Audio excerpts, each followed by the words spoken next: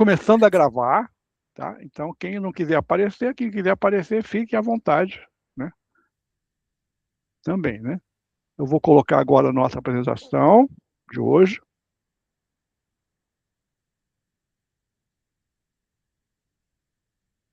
Compartilhar. Boa noite. Boa noite.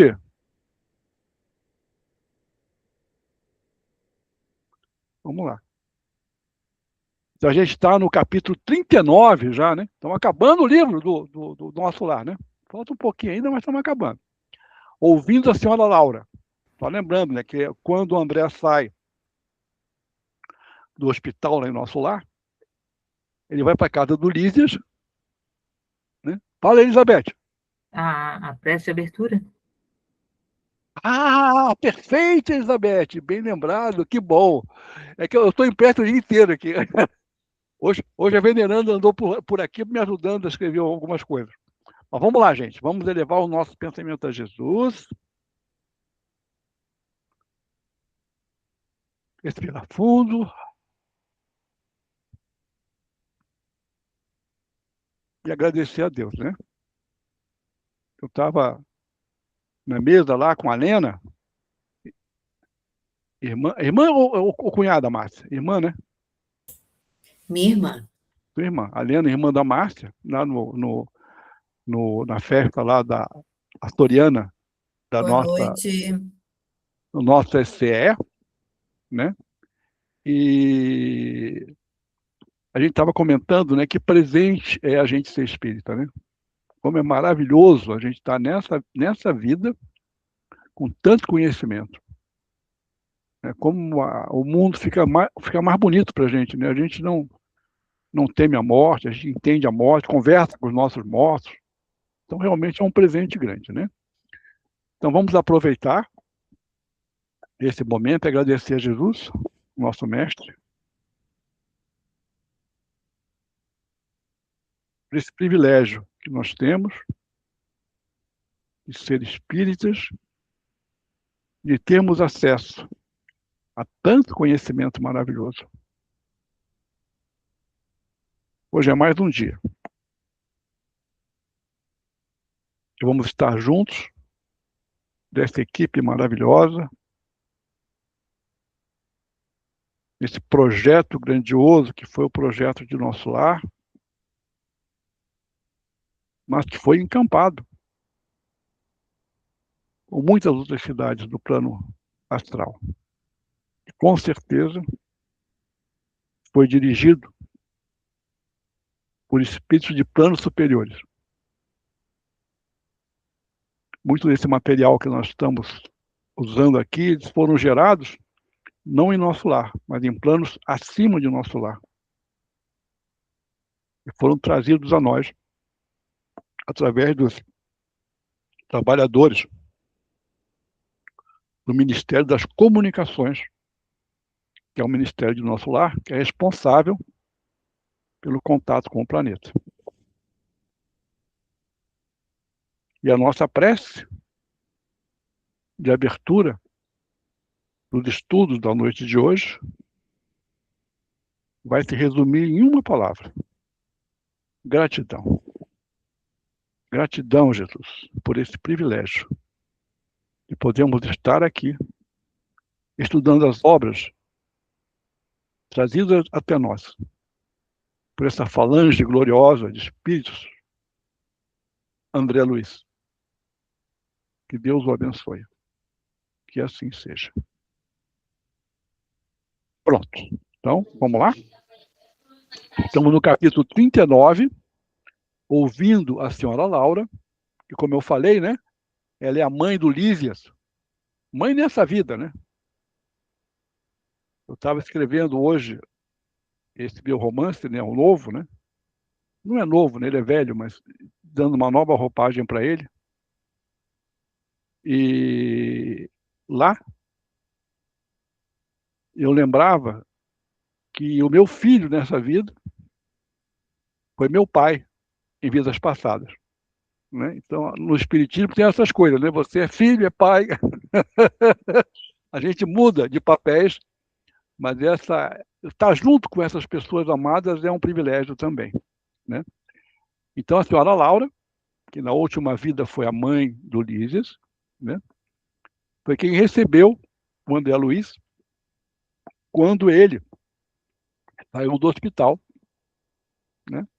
E foi para a casa do Ulisses, né? E a senhora Laura assumiu o papel de mãe.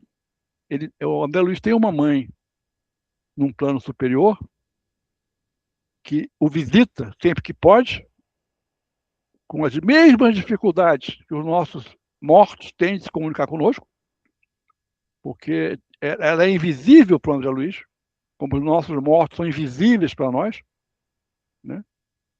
Então, a senhora Laura é aquela mãe presente, né? Então, esse capítulo 39 é Ouvindo a senhora Laura. Vamos lá. O caso Tobias impressionava-me profundamente, né? Eu e a Lena, a Márcia, demos boas risadas, porque eu comentei sobre o caso Tobias, né? A gente estava dizendo, como é que vai ser do outro lado? Nós que tivemos mais de um casamento também nessa vida. Então, o Tobias, ele teve 2 casamentos, né?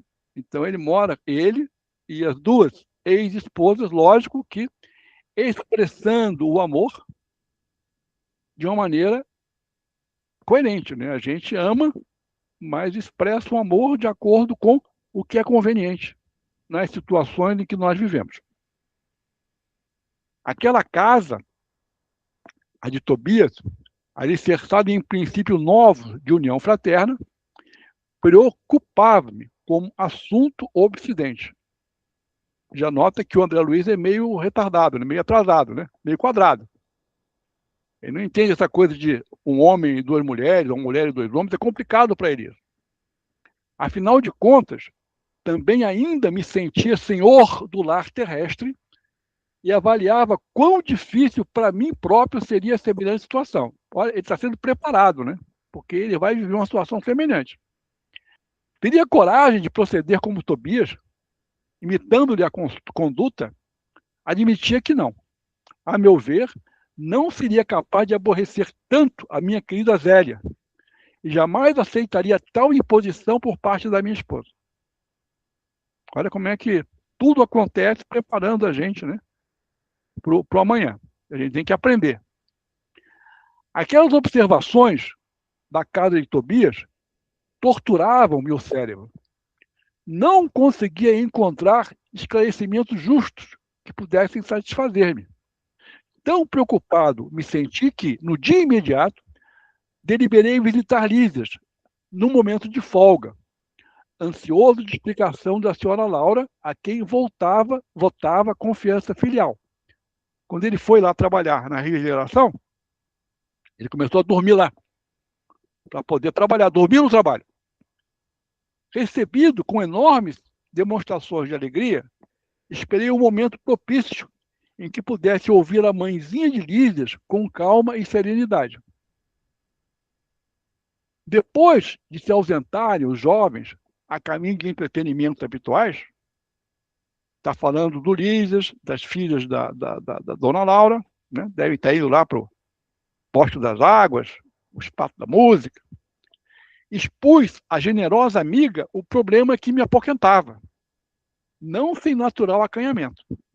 Ela sorriu, com a grande experiência da vida, e começou a dizer: você fez bem em trazer a questão ao nosso estudo recíproco. Todo problema que torture a alma é de cooperação amiga para ser resolvido. E depois de ligeira pausa, prosseguiu atenciosa: o caso Tobias é apenas um dos inumeráveis que conhecemos aqui e noutros núcleos espirituais, que se caracterizam pelo pensamento elevado. Mas choca-me o sentimento, não é verdade? Atalhei com interesse. Quando nos atemos aos pontos de vista propriamente humanos, essas coisas dão até para escandalizar. Entretanto, meu amigo, é necessário agora sobrepormos a tudo os princípios de natureza espiritual. Então, só lembrando, né, no André Luiz, 1930, né? As pessoas eram, o casamento era para a vida toda, não tinha divórcio, né? E se alguém morresse, esperava-se, né, que o cônjuge preservasse a memória do ser querido, né? Imagina hoje, né, que a gente, primeiro, a nossa estimativa de vida viveu. Se você reparar bem, a gente vive mais de uma vida numa vida. E com isso, às vezes, você tem 3 casamentos, 2 casamentos, não é nada normal. Como é que vai ser isso lá no outro plano? Se vocês observarem, eu coloquei aqui do lado o nome do Aulus, de onde ele trabalha, né? E cada um desses que estão aí vão aparecer nos livros futuros do André Luiz, né? Eu já comecei a provocar vocês com essas figurinhas do lado aqui. Nesse sentido, André, precisamos compreender o espírito de sequência que rege os quadros evolutivos da vida. Se atravessamos longa escala de animalidade, é justo que essa animalidade não desapareça de um dia para outro. Empregamos muitos séculos para emergir das camadas inferiores. O sexo participa do patrimônio de faculdades divinas que demoramos a compreender.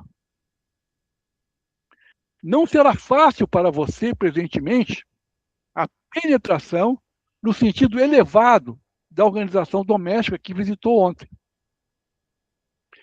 Entretanto, a felicidade ali é muito grande, pela atmosfera de compreensão que se criou entre os personagens do drama terrestre.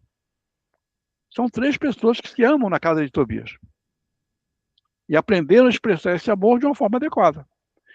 Nem todos conseguem substituir cadeias de sombra por laços de luz em tão pouco tempo. André, amor não é posse, não, né? E ciúme não é uma coisa elevada, não. Mas temos nisso uma regra geral? André indagou.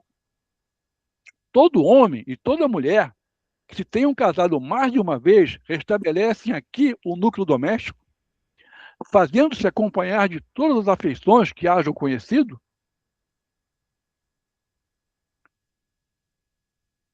Esboçando um gesto de grande paciência, a interlocutora explicou. Não seja tão radicalista, né, André?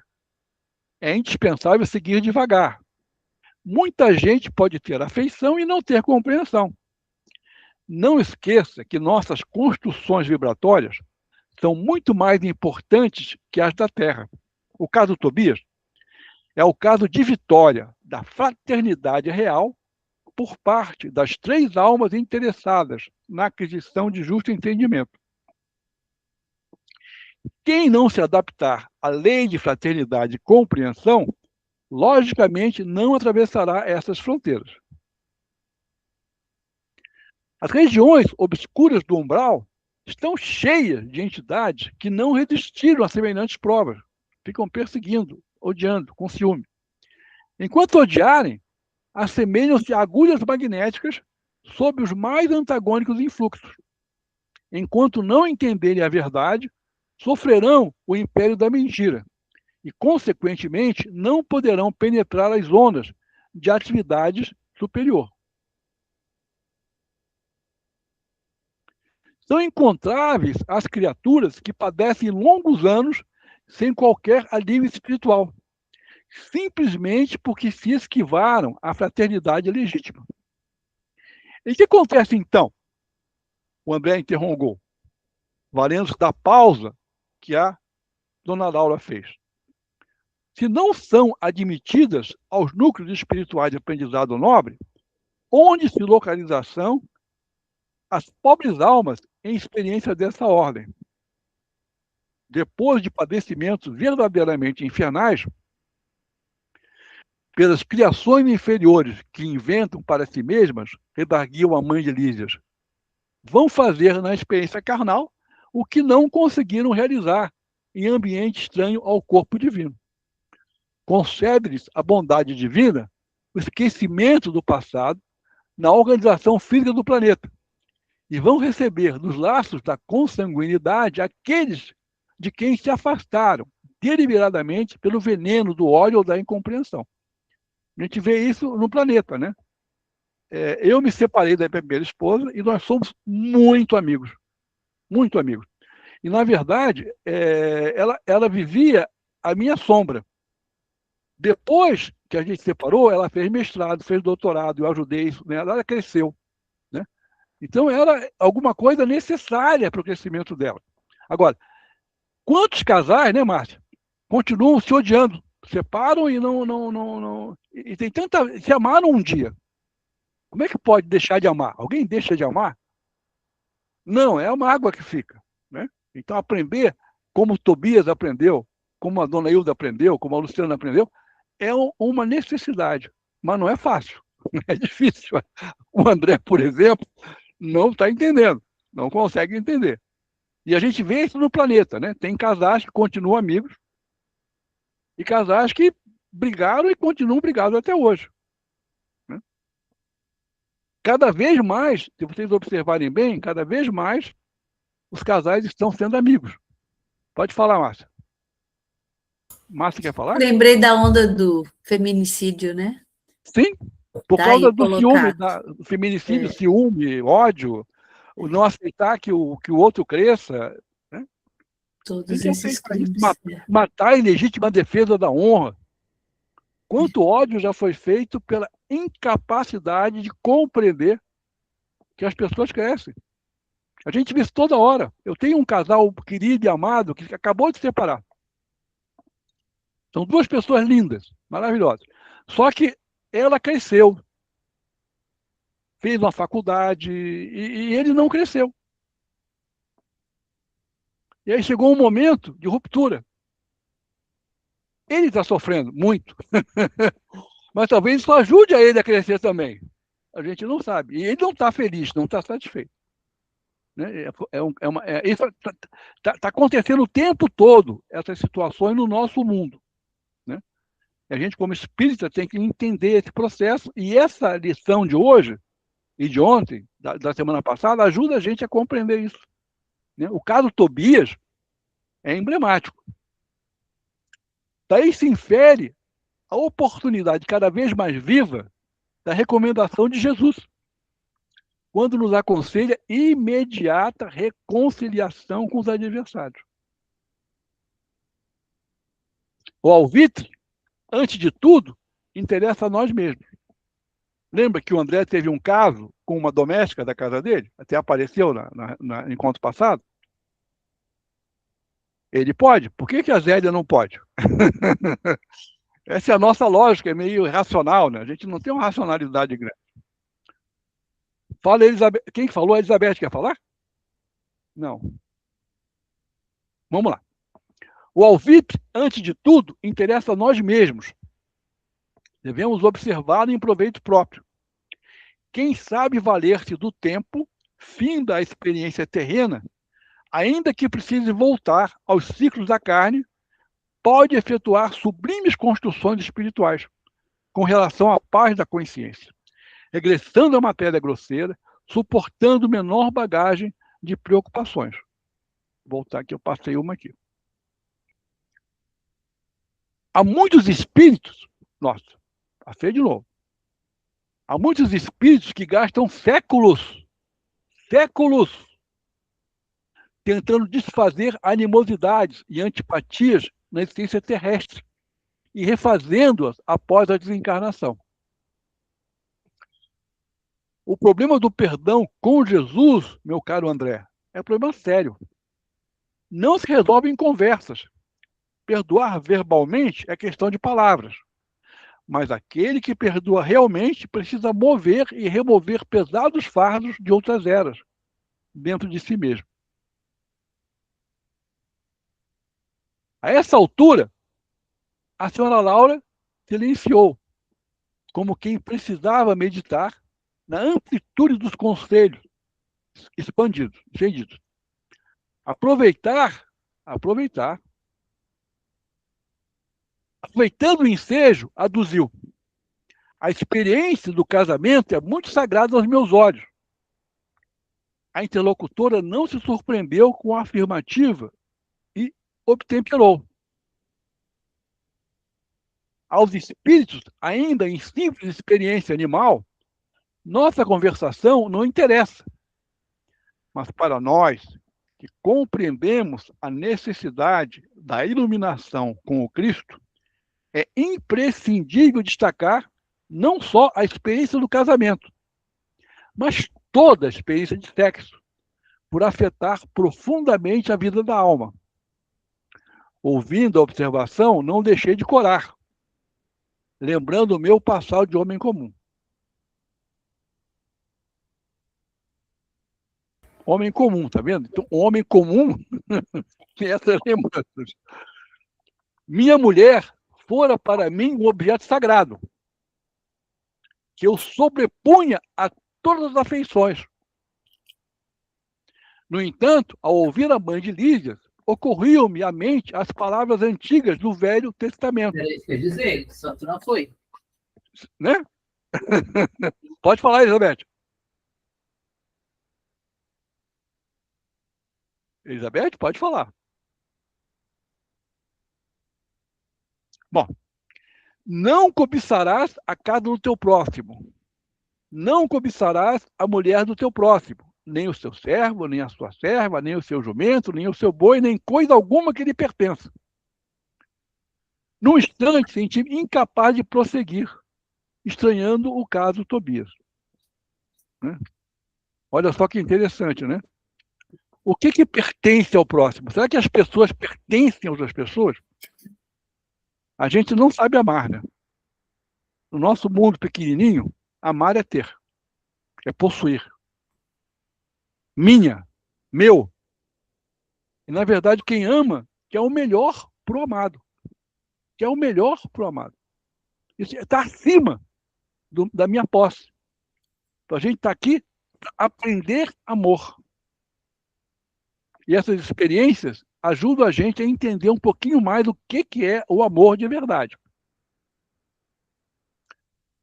A interlocutora, porém, percebeu minha perturbação íntima e continuou. Onde o esforço de consertar é tarefa de quase todos, deve haver lugar para muita compreensão e muito respeito à misericórdia divina, que nos oferece tantos caminhos a retificações justas.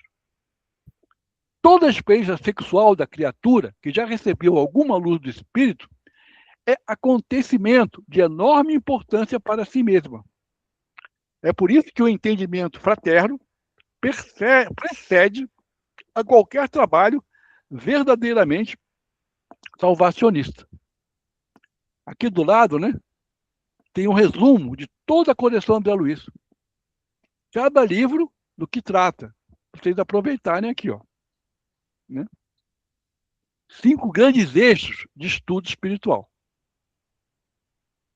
Ainda há pouco tempo, ouvi um grande instrutor do Ministério da Elevação assegurar que, se pudesse, iria materializar-se nos planos carnais, a fim de dizer aos religiosos em geral que toda caridade, para ser divina, precisa apoiar-se na fraternidade. Nessa altura, a dona da casa convidou-me a visitar a Heloísa. Lembra? A Heloísa é aquela que acabou de desencarnar e está achando que o namorado dela ia ficar fiel e vai ficar com a amiga dela. Né? É um caso Tobias acontecendo aqui de novo. Ainda recolhida ao interior doméstico, dando a entender que não desejava explanar outras minudências sobre o assunto. E depois de verificar as melhores crescentes da jovem recém-chegada do planeta, voltei às câmaras de retificação, lá no Ministério da Regeneração, mergulhado em profundas cogitações. Agora não mais me preocupava a situação de Tobias, nem as atitudes de Hilda e Luciana. Impressionava-me, sim, a imponente questão da fraternidade humana. Capítulo bem interessante, né? Agora o capítulo 40, quem semeia, colherá. Cláudio, como é que está a sua internet hoje? Tá boa? Vamos lá.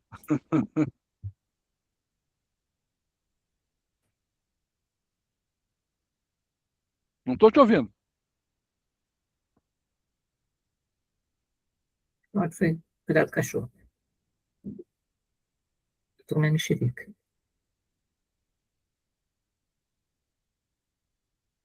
Eu não estou te ouvindo, Cláudio. Não estou te ouvindo. Tá? Elizabeth, você quer falar então, Elizabeth? Ó,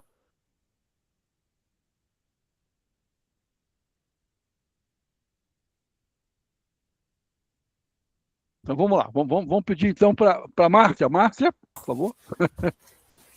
Tá bom. Eu não sabia explicar a grande atração pela visita ao departamento feminino das câmaras de retificação. Falei a Narcisa do meu desejo, prontificando-se ela a satisfazer-me. Quando o pai nos convoca a determinado lugar, disse bondosa, é que lá nos aguarda alguma tarefa. Cada situação na vida tem finalidade definida. Não deixe de observar este princípio em suas visitas aparentemente casuais. Desde que nossos pensamentos visem a prática do bem, não será difícil identificar as sugestões divinas. No mesmo dia, a enfermeira acompanhou-me à procura de Nemésia, prestigiosa cooperadora naquele setor de serviço. Não foi difícil encontrá-la. Filas de leitos muitos alvos e bem cuidados exibiam mulheres que mais se assemelhavam a frangalhos humanos. Aqui e ali, gemidos lancinantes, acolá, angustiosas exclamações. Nemésia, que se caracterizava pela mesma generosidade de Narcisa, falou com bondade. O amigo deve estar agora habituado a estes cenários. No departamento masculino, a situação é quase a mesma. E, fazendo um gesto significativo à companheira, acentuou. Narcisa, faça o obséquio de acompanhar nosso irmão e mostrar os serviços que julgar convenientes ao aprendizado dele. Fiquem à vontade. Minha amiga e eu comentávamos a vaidade humana, sempre atida aos prazeres físicos, enumerando observações e ensinamentos, quando atingimos o pavilhão 7. Localizavam-se ali algumas dezenas de mulheres, em leitos separados, um, a regular distância. Estudava eu a fisionomia das enfermas, quando fixei alguém que me despertou mais viva atenção. Quem seria aquela mulher amargurada de aparência original? Velhice que parecia prematura, tipificava-lhe o semblante, em cujos lábios pairava um ricto, misto de ironia e resignação. Os olhos, embaciados e tristes, mostravam-se defeituosos. Memória inquieta, coração oprimido, em poucos instantes localizei-a no passado. Era Elisa, aquela mesma Elisa que conhecera nos tempos de rapaz. Estava modificada pelo sofrimento, mas não podia ter quaisquer dúvidas. Lembrei perfeitamente o dia em que ela, humilde, penetrara em nossa casa, levada por velha amiga de minha mãe, que aceitou as recomendações trazidas, admitindo-a para os serviços domésticos. A princípio, o ritmo comum, nada de extraordinário. Depois, a intimidade excessiva de quem abusa da faculdade de mandar e da condição de servir alguém. Elisa pareceu-me bastante leviana e, quando a sós comigo, comentava sem escrúpulos certas aventuras da sua mocidade, agravando com isso a irreflexão de nossos pensamentos. Recordei o dia em que minha genitora me chamou a conselhos justos. Aquela intimidade, dizia, não ficava bem. Era razoável que dispensássemos à serva generosidade afetuosa, mas convinha pautar nossas relações com sadio critério. Entretanto, estouvadamente, levara eu muito longe a nossa camaradagem. Sob enorme angústia moral, abandonou Elisa mais tarde a nossa casa, sem coragem de me lançar em rosto qualquer acusação. E o tempo passou, reduzindo o fato em meu pensamento, a episódio fortuito da existência humana. No entanto, o episódio, como alguma coisa da vida, estava também vivo. À minha frente tinha Elisa, agora vencida e humilhada. Por onde vivera a mísera criatura, tão cedo atirada a doloroso capítulo de sofrimentos? De onde vinha? Ah, naquele caso, não me defrontava o Silveira, perto de quem pudera repartir o débito com meu pai. A dívida agora era inteiramente minha. Cheguei a tremer, envergonhado da exumação daquelas reminiscências, mas qual criança ansiosa de perdão pelas faltas cometidas, dirigi-me a Narcisa pedindo orientação. Eu mesmo me admirava da confiança que aquelas santas mulheres me inspiravam. Talvez nunca tivesse coragem de pedir ao ministro Clarencio as elucidações que pedira a mãe de Lísias, e possivelmente outra seria a minha conduta naquele instante se tivesse Tobias a meu lado. Considerando que a mulher generosa e cristã é sempre mãe, voltei-me para a enfermeira, confiando mais que nunca. Narcisa, pelo olhar que me endereçou, parecia tudo compreender. Comecei a falar, contendo pranto, mas a certa altura da confissão penosa, minha amiga obtemperou. Não precisa continuar. Adivinho o epílogo da história. Não se entregue a pensamentos destrutivos. Conheço o seu martírio moral de experiência própria. Entretanto, se o senhor permitiu que reencontrasse agora esta irmã, é que já o considera em condições de resgatar a dívida. Vendo a minha indecisão, prosseguiu. Não tema, aproxime-se dela e reconforte-a. Todos nós, meu irmão, encontramos no caminho os frutos do bem ou do mal que semeamos. Esta afirmativa não é frase doutrinária, é realidade universal. Tenho colhido muito proveito de situações iguais a esta. Bem-aventurados os devedores em condições de pagar. E percebendo-me a resolução firme de empreender o necessário ajuste de contas, acentuou. Vamos, mas não se dê a conhecer por enquanto. Faça-o depois de beneficiá-la com êxito. Isso não será difícil, pelo fato de continuar ela em cegueira quase completa, temporariamente. Pelas forças que a envolvem, noto-lhe a triste característica das mães fracassadas e das mulheres de ninguém. Aproximamo-nos. Tomei a iniciativa da palavra confortadora. Eles identificou-se, dando o próprio nome e prestando de boa vontade outras informações. Havia 3 meses que fora recolhida às câmaras de retificação. Interessado em castigar a mim mesmo, diante de Narcisa, para que a lição me penetrasse na alma com caracteres indeléveis, perguntei. E sua história, Elisa? Deve ter sofrido muito. Sentindo a inflexão afetuosa da pergunta, sorriu, muito resignada e desabafou. Para que lembrar coisas tão tristes? As experiências dolorosas existem sempre, projetei. A infeliz, que apresentava profunda modificação moral, meditou alguns momentos como quem concatenava ideias e falou. Minha experiência foi a de todas as mulheres doidivanas que trocam o pão bendito do trabalho pelo fel venenoso da ilusão.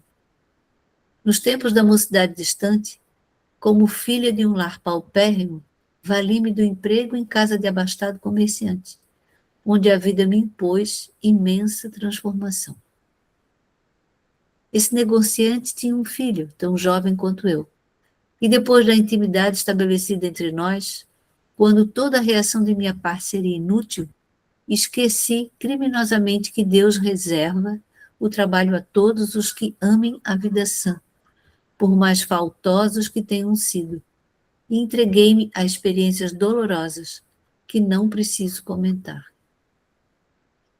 Conheci de perto o prazer, o luxo, o conforto material e, em seguida, o horror de mim mesma, a sífilis, o hospital, o abandono de todos, as tremendas desilusões que culminaram na cegueira e na morte do corpo. Errei muito tempo, em terrível desespero. Mas um dia, tanto roguei o amparo da Virgem de Nazaré, que mensageiros do bem me recolheram por amor ao seu nome, trazendo-me a esta casa de abençoada consolação. Comovidíssimo até as lágrimas, perguntei: e ele, como se chama o homem que a fez tão infeliz?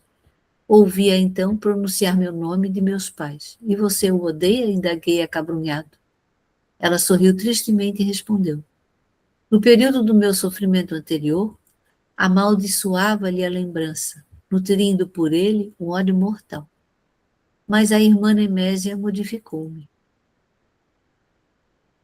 Para odiá-lo, tenho de odiar a mim mesma. No meu caso, a culpa deve ser repartida. Não devo, pois, recriminar ninguém. Aquela humildade sensibilizou-me. Tomei-lhe a destra sobre a qual, sem que eu pudesse evitar, rolou uma lágrima de arrependimento e remorso. Ouça, minha amiga, falei com emoção forte. Também eu me chamo André e preciso ajudá-lo. Conte comigo doravante. E sua voz, disse Elisa, ingenuamente, parece a dele. Pois bem, continuei, comovido. Até agora não tenho propriamente uma família em nosso lar. Mas você será aqui minha irmã do coração. Conte com o meu devotamento de amigo. No semblante da sofredora, um grande sorriso parecia uma grande luz. Como lhe sou grata, disse ela enxugando as lágrimas. Há quantos anos ninguém me fala assim, nesse tom familiar, dando-me o consolo da amizade sincera. Que Jesus o abençoe. Nesse instante, quando minhas lágrimas se fizeram mais abundantes, Narcisa tomou minhas mãos maternalmente e repetiu: que Jesus o abençoe. 41. Convocados à luta. Que lindo, né? Logo depois do capítulo que ele conversa com a Laura, ele tem mais coisa para ele refletir. Né? Agora vamos para o capítulo 41, convocados para a luta. Eu vou pedir para a Adriana. Adriana, está ali para a gente, Adriana? Oi, gente, desculpa, hoje eu não consigo, tá? Ah, tá legal, tem problema. Cláudia, discordar, consegue? Eu posso ler, Fiel, aquela hora foi porque eu não Pode consegui ligar ser. o microfone. Ah, vamos lá. Vai quem? Vai. Foi eu? Posso ler? Quem? Você quer ler, Elizabeth? Pode ir, Elizabeth, vai. Tá. Convocados à luta. Nos primeiros dias de setembro de 1939, nosso lar sofreu igualmente o choque, porque passaram diversas colônias espirituais ligadas à civilização americana. Era a guerra europeia, tão destruidora nos círculos da carne, qual perturbadora no plano espiritual, no plano do espírito. Entidades numerosas comentavam os empreendimentos bélicos em perspectivas, sem disfarçarem o imenso terror de que se possuíam. Sabia-se desde muito que as grandes fraternidades do Oriente suportavam as vibrações antagônicas da nação japonesa, experimentando dificuldades de vulto. Anotavam-se, porém, agora, fatos curiosos de alto padrão educativo, assim como os nobres círculos espirituais da velha Ásia lutavam em silêncio. Preparava-se nosso lar para o mesmo gênero de serviço. Além de valiosas recomendações no campo da fraternidade e da simpatia, determinou o governador tivéssemos cuidados na esfera do pensamento, preservando-nos de qualquer inclinação menos digna, de ordem sentimental. Reconheci que os espíritos superiores, nessas circunstâncias, passam a considerar as nações agressoras não como inimigas, mas como desordeiras e cuja atividade criminosa é imprescindível reprimir. Infelizmente, os povos se embriaguem com vinho do mal, disse Salustio. Ainda que consigam vitórias temporárias, elas servirão somente para lhes agravar a ruína, acentuando-lhe as derrotas fatais. Quando um país toma a iniciativa da guerra, encabeça a desordem da casa do pai e pagará um preço terrível. Observei, então, que as zonas superiores da vida se voltam em defesa justa contra os empreendimentos da ignorância e da sombra, congregados para a anarquia e, consequentemente, a destruição. Esclareceram-me os colegas de trabalho que, nos acontecimentos dessa natureza, os países agressores convertem-se naturalmente em núcleos poderosos de centralização das forças do mal. Sem se precatarem dos perigos imensos, esses povos, com exceção dos espíritos nobres e sábios que eles integram os quadros de serviço, embriagam-se ao contato dos elementos de perversão que invocam das camadas sombrias. Coletividades operosas convertem-se em autômatos do crime. Legiões infernais precipitam-se sobre grandes oficinas do progresso comum, transformando-as em campos de perversidade e horror. Mas, enquanto os bandos escuros se apoderam das mentes dos agressores, os agrupamentos espirituais da vida nobre movimentam-se em auxílio dos agredidos. Se devemos lastimar a criatura em oposição à lei do bem, com as mais propriedades devemos lamentar o povo que olvidou a justiça. Logo após os primeiros dias que assinalaram as primeiras bombas na terra polonesa, encontrava-me ao entardecer nas câmaras de retificação junto de Tobias e Narcisa, quando inesquecível clarim se fez ouvir por mais de um quarto de horas. Profunda emoção nos invadira a todos. É a convocação superior aos serviços de socorro à terra, explicou-me Narcisa bondosa. Temos o sinal de que a guerra prosseguirá com terríveis tormentos para o espírito humano, exclamou Tobias, inquieto. Apesar da distância, toda a vida psíquica americana teve na Europa a sua origem. Teremos grande trabalho em preservar o novo mundo. A clarinada fazia-se ouvir com modulações estranhas e imponentes. Notei que profundo silêncio caiu sobre todo o Ministério da Regeneração. Atento à minha atitude de angustiosa expectativa, Tobias informou. Quando soa o clarim de alerta, em nome do Senhor, precisamos fazer calar os ruídos de baixo, para que o apelo se grave em nossos corações. Quando o misterioso instrumento desferiu as últimas notas, fomos ao grande parque a fim de observar o céu.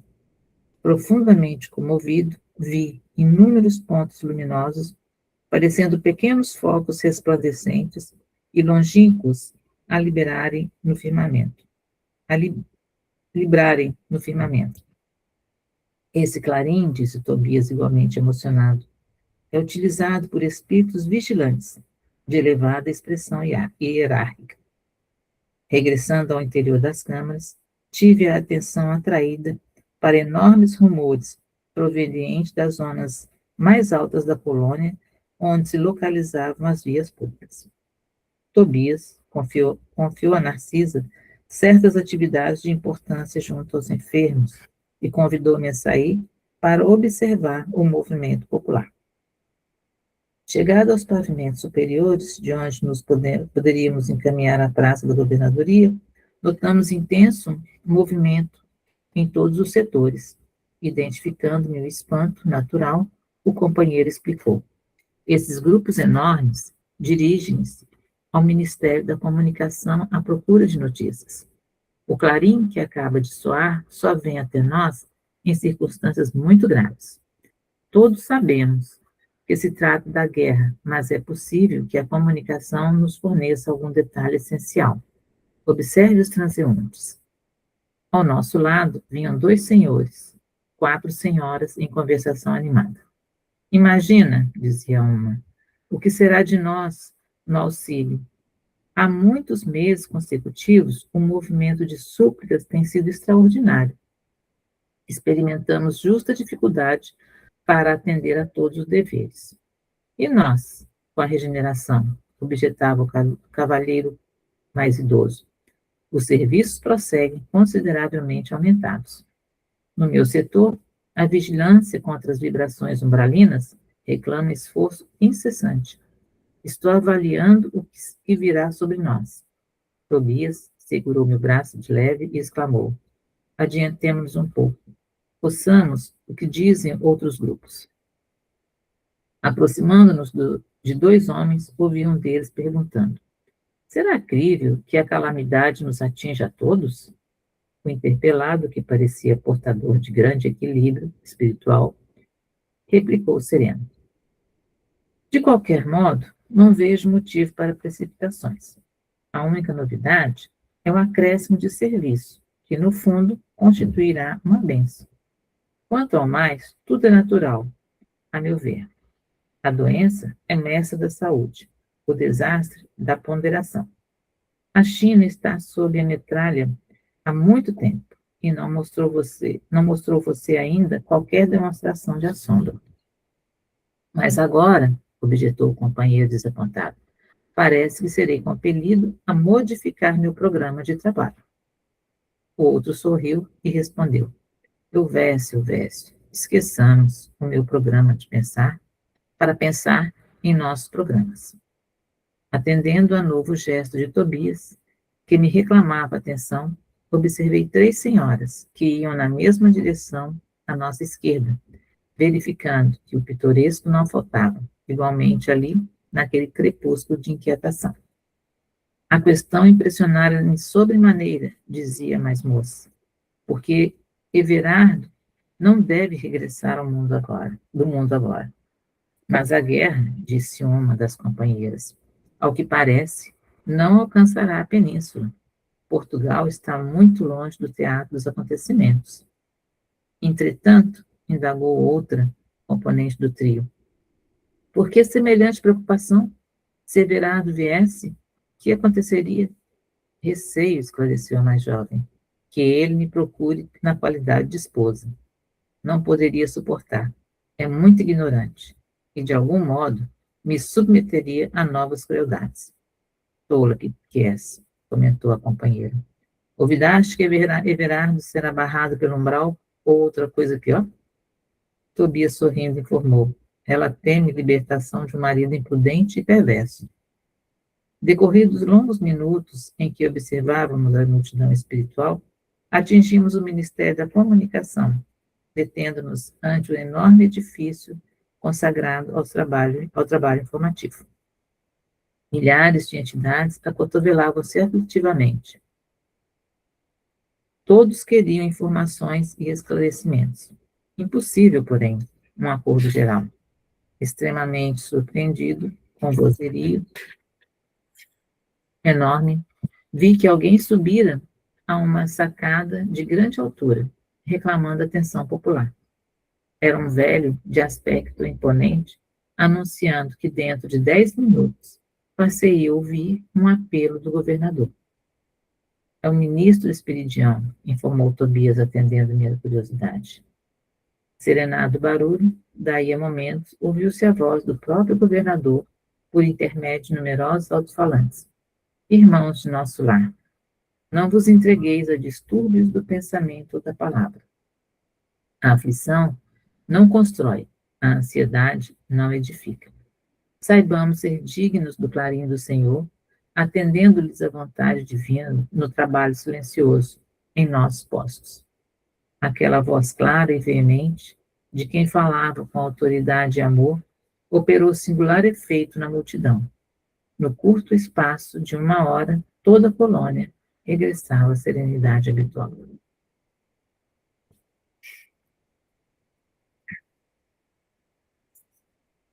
Agora, capítulo 42, a palavra do governador. Adriana, pode falar, Adriana? Adriana já disse que não pode. Não pode falar. Cláudia discordava. Está muda. Tem que desligar o microfone. A palavra do governador.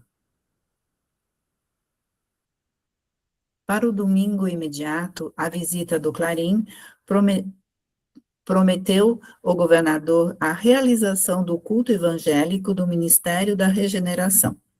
Só uma pausa aqui, só para falar da importância do culto do evangelho no lar. A gente, se praticasse isso na casa da gente, a gente teria uma proteção maior. É um bom hábito. Tem bons hábitos que a gente abandonou. Eu pratico. Sim, mas, por exemplo, no passado todo mundo tinha hora sagrada. A família, no hora do almoço, sentava junto. Né? E se fazia uma oração antes do almoço. Hoje, cada um come uma hora, né? Então a gente está perdendo muitas coisas que são importantes para preservar a família. Né? Pode continuar. O objetivo essencial da medida, esclareceu Narcisa, seria a preparação de novas escolas de assistência no auxílio e núcleos de adestramento na regeneração. Precisamos organizar, dizia ela, determinados elementos para o serviço hospitalar urgente, embora o conflito se tenha manifestado tão longe, bem como exercícios adequados contra o medo. De novo, deixa eu parar de novo aqui, que é importante, gente. Ó. Contra o medo, medo. Né? Então, hoje a gente sabe, a nossa ciência sabe, né, que quando você tem medo, você aciona. Tem um prêmio Nobel chamado Kahneman, que fala do rápido e do devagar. O sistema autônomo e o parasimpático, simpático e parasimpático. Então, geralmente, a gente entra no sistema nervoso autônomo para reagir. Né? Então, é um comportamento básico, primitivo, né? São os 4 Fs que a gente chama em psicologia. Né? Ou você luta, ou você foge, né? Ou desmaia. Né? Então, e o que acontece é o seguinte, é importante que a gente tenha esse mecanismo para poder se defender do perigo. Né? Mas se você não desarma isso, você vai adoecer. Entende? Porque você gasta muita energia no luta e fuga. Então, hoje tem teorias polivagais, mas o medo é importante. Então, olha só, atenção no que o governador vai falar sobre o medo. Pode continuar. Contra o medo, acrescentei admirado. Como não? Objetou a enfermeira atenciosa. Talvez estranhe, como acontece a muita gente. A elevada percentagem de existências humanas estranguladas simplesmente pelas vibrações destrutivas do terror, que é tão contagioso como qualquer moléstia de perigosa propagação. Classificamos o medo como dos piores inimigos da criatura, por alojar-se na cidadela da alma, atacando as forças mais profundas. Observando-me a estranheza, continuou. Não tenha dúvida, a governadoria, nas atuais emergências, coloca o treinamento contra o medo muito acima das próprias lições de enfermagem. A calma é garantia do êxito. Mais tarde, compreenderá tais imperativos de serviço. Não encontrei argumento de contestação para retrucar. Na véspera do grande acontecimento, tive a honra de integrar o quadro de cooperadores numerosos no trabalho de limpeza e ornamentação natural do grande salão consagrado ao chefe-maior da colônia. Experimentava, então, ansiedade justa. Ia ver, pela primeira vez, a meu lado, o nobre condutor que merecia a veneração geral. Não me sentia sozinho, em semelhante expectativa, porque havia inúmeros companheiros nas minhas condições. Tive a impressão de que toda a vida social do nosso ministério convergiu para o grande salão natural, desde o raiar de domingo, quando verdadeiras caravanas de todos os departamentos regeneradores chegavam ao local. O grande coro do templo da governadoria, aliando-se aos meninos cantores das escolas do esclarecimento, iniciou a festividade com um maravilhoso hino intitulado Sempre Contigo, Sempre Jesus, cantando por 2.000 vozes ao mesmo tempo. Outras melodias de beleza singular encheram a amplidão. O murmúrio doce do vento, canalizado em vagas de perfume, parecia responder às harmonias suaves.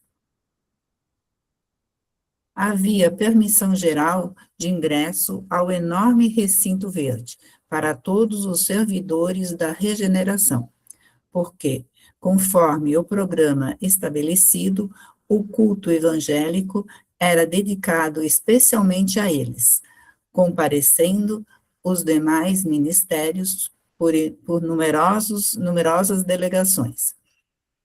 Pela primeira vez, tive à frente dos olhos alguns cooperadores dos ministérios da elevação e união divina, que me pareceram vestidos em brilhantes claridades. A festividade excedia a tudo que eu pudesse sonhar em beleza e deslumbramento. Instrumentos musicais de sublime poder vibratório embalavam de melodias a paisagem odorante. Às 10 horas, chegou o governador, acompanhado pelos 12 ministros da regeneração.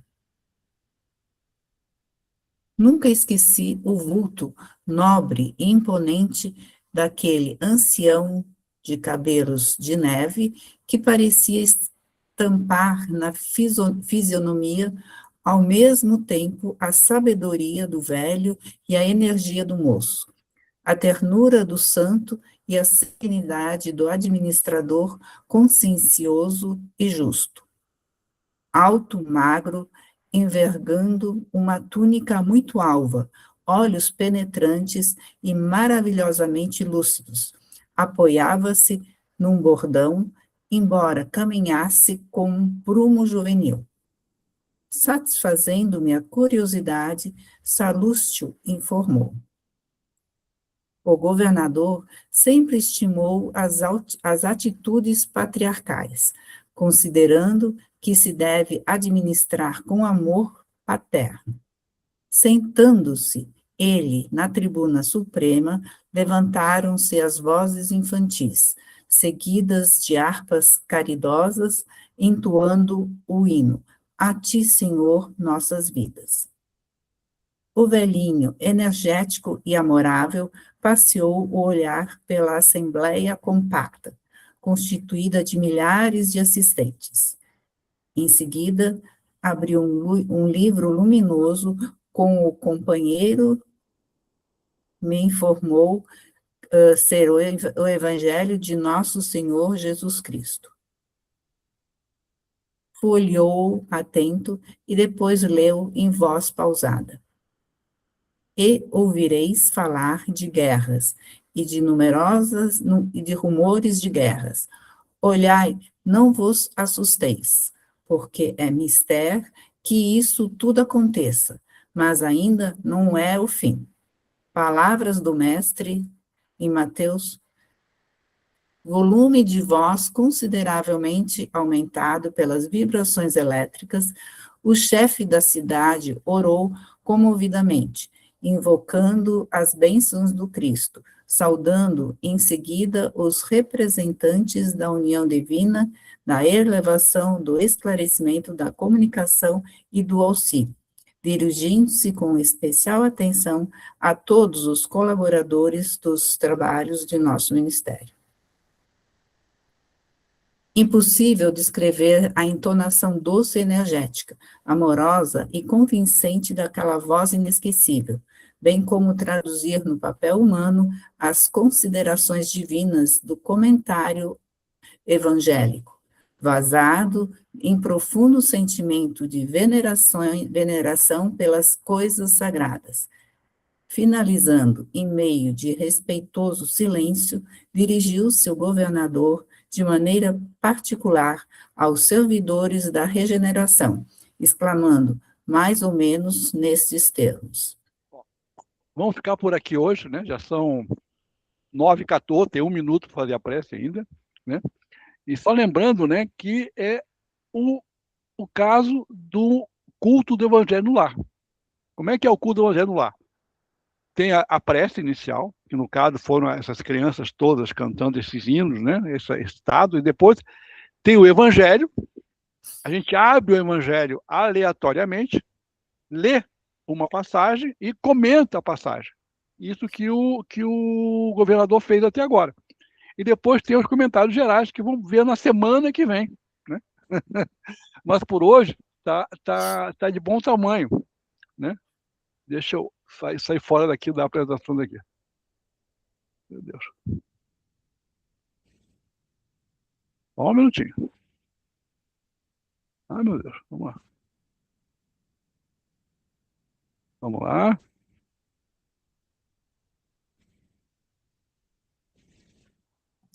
Vamos lá. Deixa eu sair daqui. Só um minutinho.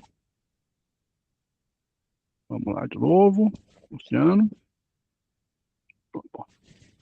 Oh, meu Deus, tem que parar aqui. Angela Lang, não. Oh, meu Deus, vamos lá.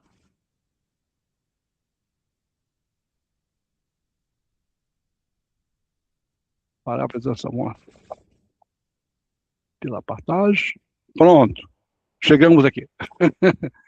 Gente, lição hoje foi maravilhosa, né? Aprendemos tanta coisa interessante que só Deus sabe, né? Como foi legal, né? O caso Tobias, né? Depois o caso da Elisa, né? E agora a questão do medo. Como fazer o evangelho lá? Então, tudo num dia só, né? Então, eu vou parar, eu vou fazer a nossa prece de encerramento, né? Vou pedir então para Terezinha, quer fazer, Terezinha Erna? Não? Não, né? Então, vamos lá, quem pode fazer? Josiane Minuzzi, quer fazer a prece?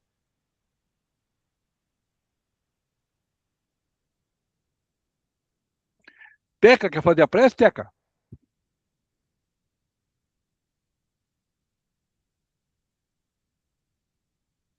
Então, vamos lá. Faço eu a prece. Faz então, Teca. Vamos lá. Faça você, por favor. Sim, pode deixar. Pode deixar, tá? Vamos fazer então. Amado Jesus, gratidão infinita, Senhor, por esta horinha que passamos juntos. Quanta coisa aprendemos, Senhor. Quantas lições maravilhosas. Que possamos, Senhor, trazer para as nossas vidas essas lições maravilhosas. Que possamos perdoar. Que possamos nos perdoar. Que possamos aprender a amar. E de maneira nenhuma, Senhor, que não mais odiemos. Que limpemos os nossos pensamentos. Que elevemos o nosso padrão vibratório. É tão fácil, Senhor. Evangelho no lar. Oração. Perdão. Amor. Jesus Cristo. Gratidão infinita. Que os vossos mentores, vossos mensageiros possam continuar conosco. E que essa noite, ao dormir, a gente possa aproveitar as lições que recebemos e, ao trabalhar no plano espiritual, aprender mais, ouvir mais. Que Deus nos abençoe a todos. Que assim seja. Então vamos lá, gente. Vou parar de gravar. Tá? Parar de gravar. Reter.